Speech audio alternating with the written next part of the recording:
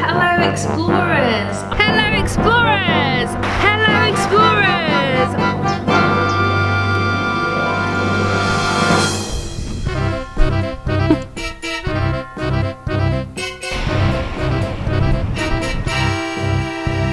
Right, that has something to do with gravity.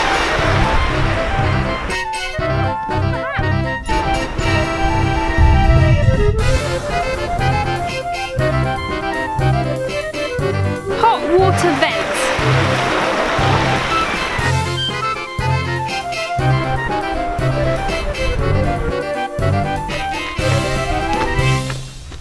In that last story about my granddad, I happened to slip in a short bit in the local Alderney patois.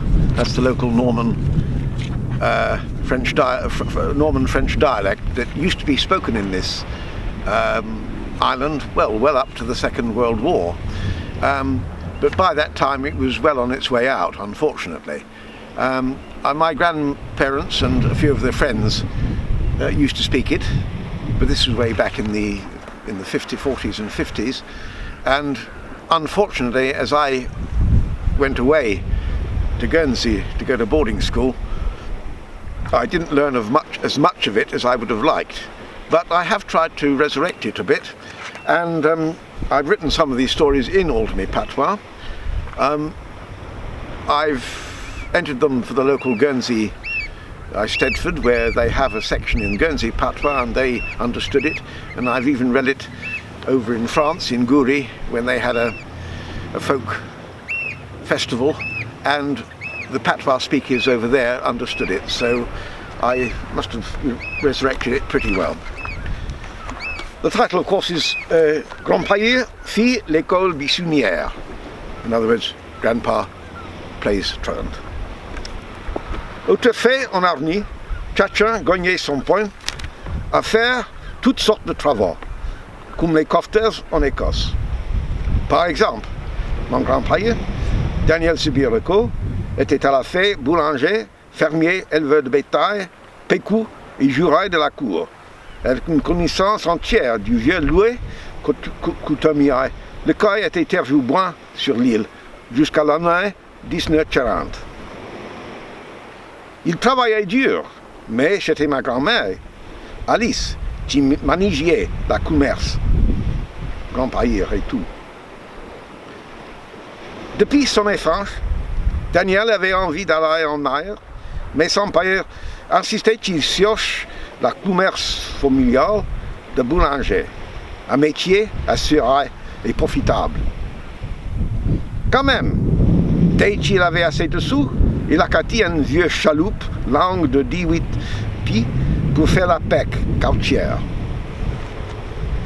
Souvent, les grands marins, lui, accompagné d'un vieux ami pécou, Jean-Louis Quinet, il traversait le Swange et les environs vers Brou pour ramasser des ornets. Achetons-le. Juste avant la Grande Guerre, la vie d'un pécou en hiver n'était pas facile. Parfait, Jean-Louis n'avait pas de sous pour accater du pain, mais grand-père le livrait sans demander du paiement. Plus tard, on recevait en échange un biocrabe à queue ou un homard.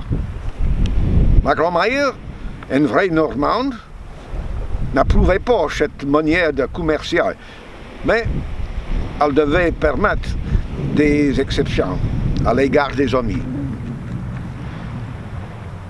En fait, au mai d'avril, grand-père, dans son petit chariot à 2 roues, traîné par un vieux cheval, était en train de livrer des pains aux coutumiers dans le port de Bray. Sur la Cauchy, il a rencontré Jean-Louis et les deux hommes se sont arrêtés pour chatter. Jean-Louis avait cherché son bateau du Crabin pour aller à Cherbourg, au marché de Pessin, mais il avait besoin d'un équipage. Le sien était malade. Grand-père n'a pas hésité. Il a lâché le chariot et les pains et le vieux cheval et il sautit dans le bateau.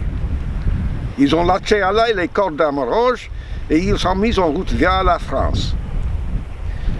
Le vieux cheval, à liberté, est allé sans commune, tranquillement, le long de la route, à broussailler l'herbe, ici et là.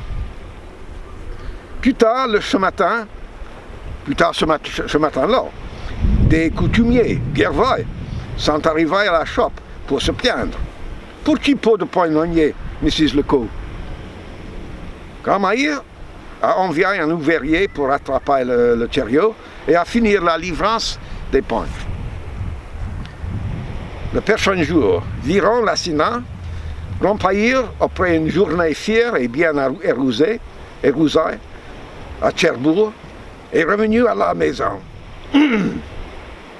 Sagement, pour éviter l'explosion d'une tempête domestique, il avait apporté dans un grand box un magnifique chapeau à la droite mode de Paris. Si cet épaisement réussi, je ne sais pas. Mais 60 ans plus tard, mes grands-parents étaient toujours un couple dévoué.